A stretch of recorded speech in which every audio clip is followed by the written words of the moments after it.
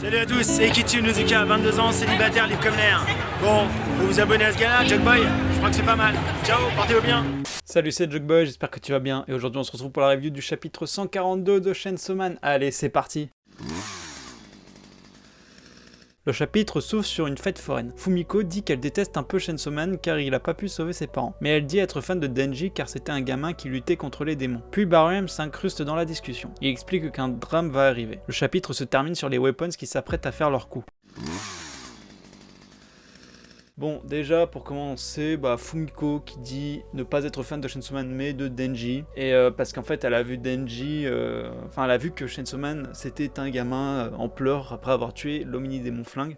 Bon, ça n'aura échappé à personne, Omini Démon Flingue, c'était Aki. Donc elle était présente lors de la mort de Aki. Et je me dis que du coup elle doit être au courant de l'histoire parce que déjà elle était présente sur les lieux, et en tant que Devil Hunter qui surveille Chainsaw Man, je pense qu'elle doit être au courant de qui était l'Omini Démon Flingue vis-à-vis de Denji. Enfin je pense que c'est le cas en tout cas.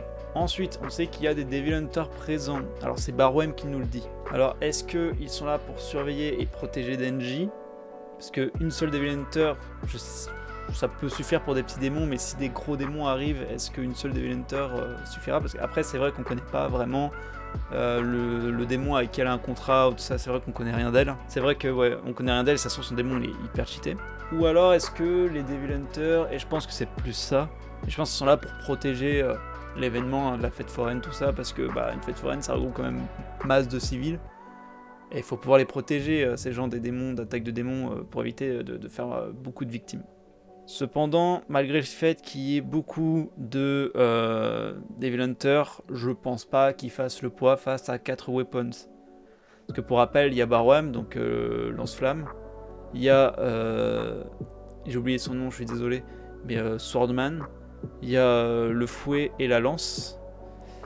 Bon, c'est sûr que des Devil Hunter... En fait, si ce sont des Devil Hunter PNJ, comme j'aime dire, donc c'est-à-dire des personnages qui sont vraiment pas développés, qui sont là juste pour décorer, bon, ils font jamais le point.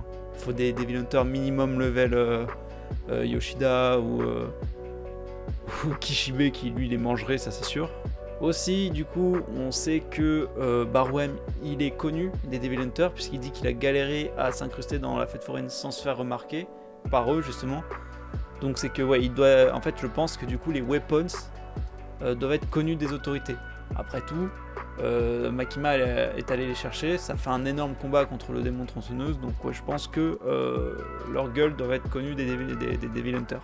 Voilà, j'ai fait le tour pour ce chapitre, en vrai.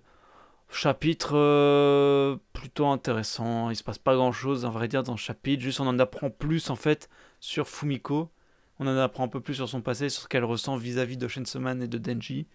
Donc c'était intéressant pour ça, sinon il s'est pas passé grand chose. On sait juste que dans le prochain chapitre, du coup, là, va y avoir des choses sérieuses. Sur ce, si t'as aimé cette vidéo, n'hésite pas à t'abonner, pourquoi pas activer la cloche, pourquoi pas partager, pourquoi pas lâcher un like. Je t'invite également à me suivre sur ma page Instagram, ça fait toujours plaisir. Et je te dis à la prochaine. Et bye.